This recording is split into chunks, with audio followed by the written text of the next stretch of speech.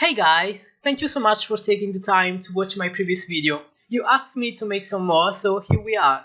This time we are going to take a look at the boost formula and how it influences the level design in modern Sonic games. Last time we focused mostly on classic gameplay, now it's all about modern Sonic. The footage I'm going to show is from the Generations Unleashed project since I don't have access to my Xbox 360 anymore, so that'll do. The levels are pretty similar. The only difference is that the QuickTime event sections are missing, but I'll just point out where they will be in the original game. The boost is a move introduced in Sonic Rush and then transposed in 3D with Sonic Unleashed in 2008. It brought drastic changes in the way Sonic moves by limiting horizontal movement and focusing on high speed. The character can reach top speed with the press of just one button, and in the first game, Unleashed, the boost was practically always available to the player. Some more moves were introduced to complement the boost: the slide, that, as the name says, allows the character to slide under small gaps; the drift, similar to how it works in Mario Kart; the quick step, which resembles the old LCD screen games. It's used in auto-run sequences where the player has to avoid obstacles in a path by dashing left or right, and it's basically on rails. And the stomp, that is similar to the bounce in Sonic Adventure 2. Some mechanics returned, like the homing attack and light-speed dash, and for the first time a Sonic game had a competent control scheme. A complicated one for sure, but at least I never found myself stomping in a bottomless pit when I just wanted to light dash. Sonic 2006 and Sonic Adventure 2, I'm looking at you. Okay, so now that we know how the game plays, let's start the real analysis. Sonic gameplay in the classic games was created to give the players a sense of flow, rewarding them with speed for competent platforming. Every set piece was connected in a very thought-out way, with very little hand-holding. The games themselves trusted the player to learn how to play and traverse the world. The first attempt at a 3D Sonic game tried adapting that gameplay style in 3D, but failed due to hardware limitations, and since then, those characteristics were gradually stripped away from the series. Sonic Unleashed was an attempt at redemption. It's a game that came out right after Sonic 2006, one of the most regarded games in the series, so it had to give a great boost at Sonic's reputation. They decided to focus on Sonic's most famous characteristic, speed. But is it all that there to the character? To be able to work well, the boost requires very linear level design, with mostly straight paths, since the turning radius is limited. The level is divided into macro sequences: boost through the hallway, grind on rails that don't require much input from the player, slow to the platforming section, automated sequence, quick step section, hallway again, quick step again, end of the level, throw in a drift section somewhere too. The point is, the majority of actual gameplay is happening during the 2D sections, since Sonic in 3D doesn't have enough movement freedom to take on more complicated traversing.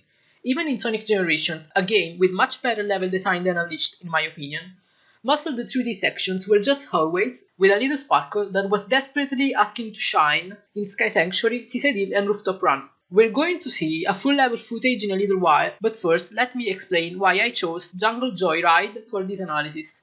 One of the arguments I read a lot on the internet is that, while the early levels are automated and practically hallways, the later levels give the player a lot more freedom. So I chose to pick the last level available in the Generations Unleashed project and see how it is structured, and how many times the player is just watching a fancy cutscene or playing a quick time event. The level starts with a quick step section, a pretty hard one actually, but the mechanic itself is not very deep, and it becomes boring on the second or third playthrough. It feels repetitive and the sections are too long for such a shallow mechanic. It relies a lot on trial and error, and the player is probably going to fail on the first try. This is followed by a 2D section that is mostly automatic. It lasts around 30 seconds and requires very little input from the player. I took the standard route, the one the player is probably going to take on the first run, and I'm just boosting all the way through, jumping just a couple of times. There's plenty of loops, and Sonic is just being bounced around by boosters, springs or hoops, so going fast is not on the player's abilities. This is masked by the fact that Sonic keeps hitting boosters and springs, giving the player the impression they're actually doing something, but they're not. The 3D section that follows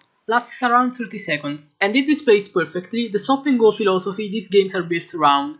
You usually can't go fast while platforming, and most of the time, the platforms themselves are useless, because there's a homing attack chain that's a lot more convenient, so the platforming is automated too to some extent. After that, we have some more springs that bounce Sonic around, a rail section, a quick time event, and then we're thrown right back again into a quick step section. Keep in mind that these sections were longer in the original game since Sonic ran slowly for the auto-run sequences. Again, the mechanic feels shallow, and after the first time you play through this section, it's not really fun. It feels like padding. It's there to make the level feel longer. Besides, it takes away control from the player to some extent, limiting yet again the 3D space we're able to explore. We're back again in a 3D section, one that looks very open, but it's actually pretty linear. Sonic's direction and speed is constantly being corrected by boost pads, so you're just running straight from boost pad to boost pad.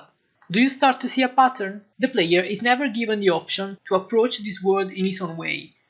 The game is constantly telling what to do and how to do it. Then you get to another quick step section, one that was very long in the original game, almost 3 times as long. There was no gun tracking unleashed, but the robot that was trying to catch Sonic is no longer in Generations code, so they replaced it with the truck. Very long automated 2D section, during which we obviously have no control over Sonic. Now, we're finally back in 3D. Nice, isn't it? Oh, but wait, there's a rail, and then it's mostly straight lines that bring us to an automated section, that throws us on some boost pads, that sends us on some other, that send us to land, and then we're back in 2D.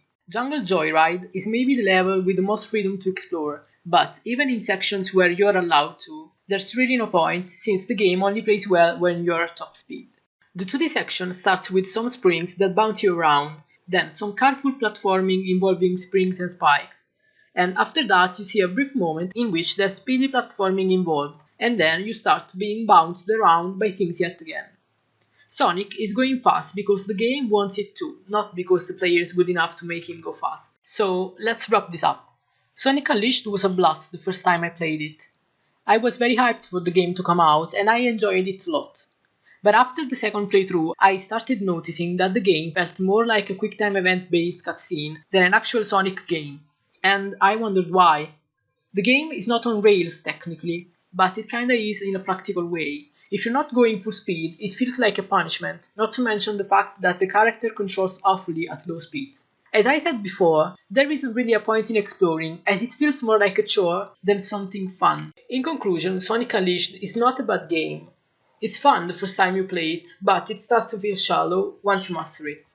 The boost makes up for some interesting time attacking gameplay, but it could be a lot better if it was not as automated and if the player was allowed to make his own way through the level by using and understanding the game's physics, which is why Sonic was created in the first place. Let me know what you guys think, because I appreciate feedback a lot, so please leave a comment and until next time, see ya!